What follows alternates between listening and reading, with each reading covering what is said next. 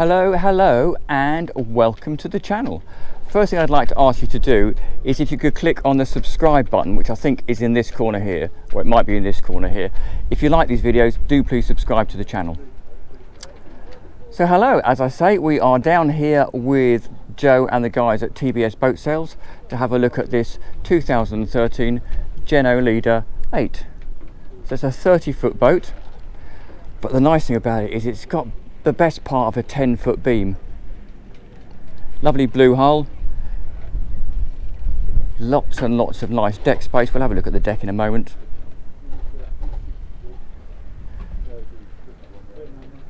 Decent sized windscreen with a wiper, which is always good, and a full camper canvas. So we'll just hop across onto the bathing platform, he says. There you go. Beautiful, decent sized bathing platform. Now, I don't know whether this is real teak or synthetic teak. I'm going to guess that it's real, but correct me if I'm wrong. Swim ladder under there. Nice grab handle. It looks like there's some sort of fixings here as well for the tender attachment, and a GXIE-R down there as well. So you can take this whole camper canvas off at the back if you want to, but we are going to leave it on because it's a bit of a breezy day. You can access through here, and as you can see, there is a little sea gate just to keep people, kids, children and bits and pieces in, and under here is your deck shower. You'll also notice actually as we nip in here that there is a couple of vents down here. So this boat comes with warm air heating. Before we go any further, let us have a stroll out onto the deck. It's quite nice because you've got walking decks on both sides. Good grab handle here as well. And that takes you out past the midships cleat onto the foredeck here, where you can immediately see there is the escape hatch for the fore cabin. Additional cleats, windlass, anchor, and then under there, in there I should say, is your anchor chain, and quite actually a very deep locker with a bit of chain and anchor remote control on there as well. Oops. So there you go, that's the foredeck, windscreen and cover, and you'll see at the top here there's the omnidirectional TV aerial, GPS transmitter, VHF aerial and your obligatory nav lights.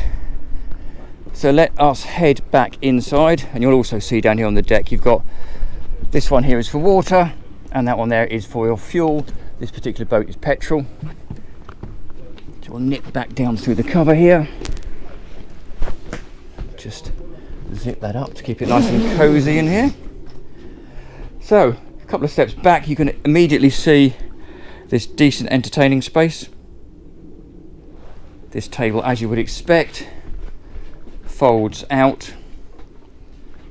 Nice bit of teak with a compass inlay, giving you that really decent bit of dining space or leisure space, call it what you like. You'll also notice that underneath those seats there is tons of storage. Let's just fold this back. Now that looks to me like it would take a life raft. Currently it's got the other covers on, and there's another bit of storage down here, and if I tilt the camera around you'll notice that goes right the way back under there. Bit more storage with the engine down there, but we'll have a look at that later. And you can see the covers all the way around, and you can take them out, take the back out, take the sides out. You can take all the covers out and just leave the bimini at the top for sun protection, or you can take the whole lot back and roll it back onto the radar arch. So the other thing you'll notice is there's a little sun lounger here, so you can sit on that as you're going along or just lounge on it generally. The teak or teak effect runs right the way through for the whole cockpit sole. Moving forward over here we have a little sink to wash your hands or keep your drinks cool or whatever. It's quite neat here as well is there is an access light, so that throws light down into the aft cabin. Oh, excuse the squeak, but also gives you the ability to have ventilation into that aft cabin. Obviously that's the door down into the main cabin. We'll have a look at a moment, and then over this side we have our helm station.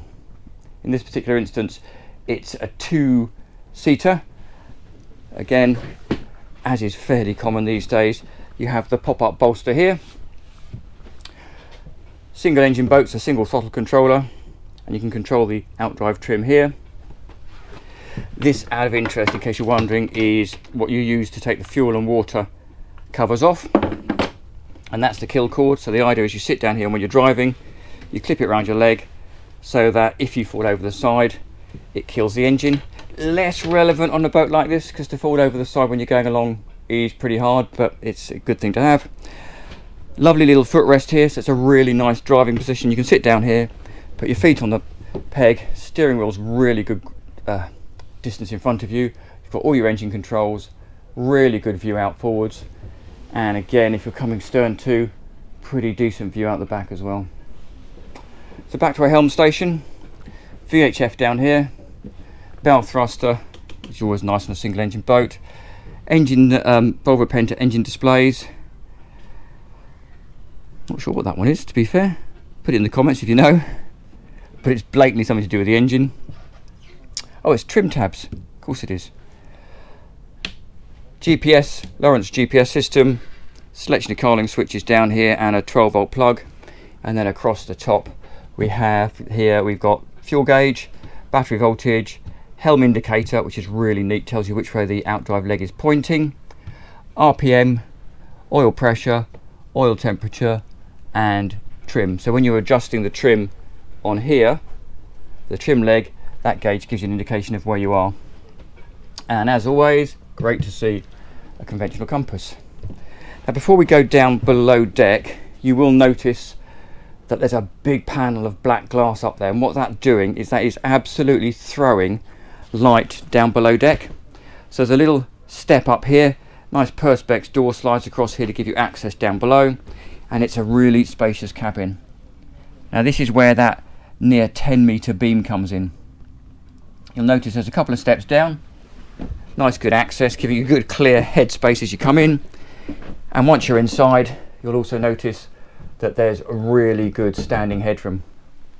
Plenty of light in here, driven by the fact that you have decent hull windows on both sides.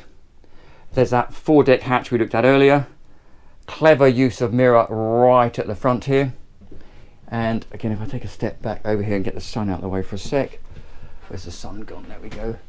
You'll then see that big panel of glass in the ceiling, which just puts loads and loads of light down in here. Sit back here again, you can see the access up through those steps. And over on the port side we have the galley. Pretty standard stuff. So twin burner hob, conventional microwave, sink under the Corian worktop, very nice. A little bit of storage, quite deep storage actually, down in these lockers down here. One there, another one there. Big locker in there, as you would expect. Another locker under the sink, like so, and then fridge in there. Pretty neat. There is also access to the plumbing and a little bit of storage under there, and under all of these seats here. I can lift this up with one hand. Big storage locker in there as well. And so that runs under both sides of the seat, so that side as well as that side. This table, as you would expect, drops down and makes another double berth, because there's another one in the aft cabin. Neat little TV in there. In fact, let's just have a quick shimmy up the front here, give you an indication of how spacious this boat feels, considering it is only 8 metres or 30 feet. Look at that. Really nice finish as well. We've got the dark wood, the light upholstery, and the light mouldings. Really do make it feel more spacious than it is. Over here you can see the controller, thermostat controller for the Webasto warm air heating, and at the back here you can see the two doors. So we'll take the one on the port side first. Oh, nearly forgot there's a little wardrobe cupboard in here, which gives you a bit of storage. Really neat that you've got quick access to one of the seacocks there, and then you have your stereo system and your battery breaker switches in there as well. A little bit of extra storage just on the top there. And behind this door is the aft cabin. Now remember when we looked up on deck, we had that hatch.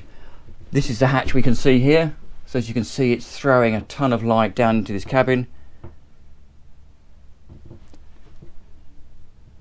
Little seated seat there. Seated seat? More light coming in through the opening port hatch there. Big standing wardrobe over there. And then if I pop down in here, you can see very decent size double berth in there. Now we've got the cushions here for they make up the forward berth, and there's a couple of infill cushions here because the dining area that we looked at in the cockpit also makes another berth. There is a bit of storage under here, and again access to some electrical bits and pieces. You'll notice that there is another window over there, and if I lay on the bed, you'll also notice that this whole area lifts up, so it gives you really good sit up in bed access with ventilation, which is really nice. As with the rest of the boat, there's one of the ducts for the Webasto warm air heating system. As I say, decent size hanging wardrobe in there. So that is the aft cabin. Not quite standing headroom, but very, very close. I'm just under 6 foot, so if you were a little bit shorter than me, you can stand in there. And over the other side, shut this door, we have the heads. Decent size, very, very standard as you would expect. Drain in the floor for the shower. Webasto pump action loo. Now that I believe you can pump it either out to sea or into the holding tank. Always good to see where there's a shower. You've got a window in there that opens. Bit of storage in there. More storage under the sink here.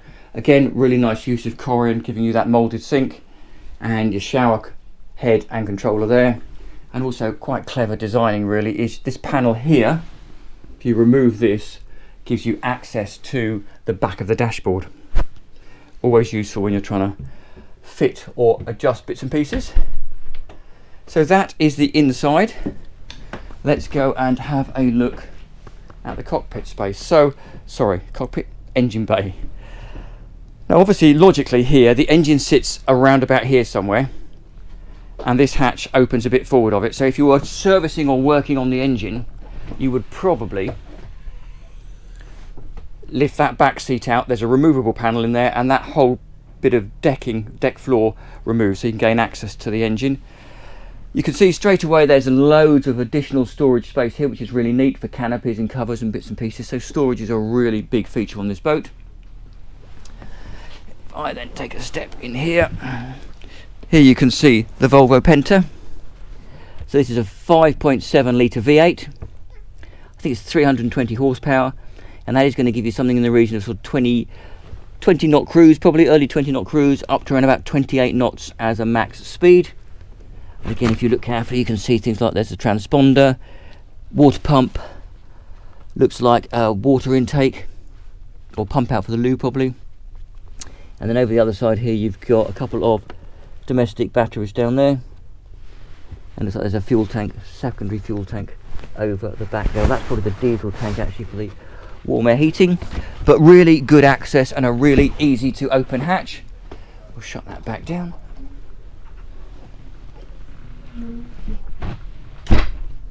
There we go. So, really decent example of the Jeanneau Leader 8 2013 model. As I say, currently up for sale with Joe and the team at TBS Boats in the Hamble. Thank you so much for watching. I will say it again, but do please like and subscribe, it really helps. Any comments or questions, put them below, and I look forward to seeing you next time round. Thanks for watching.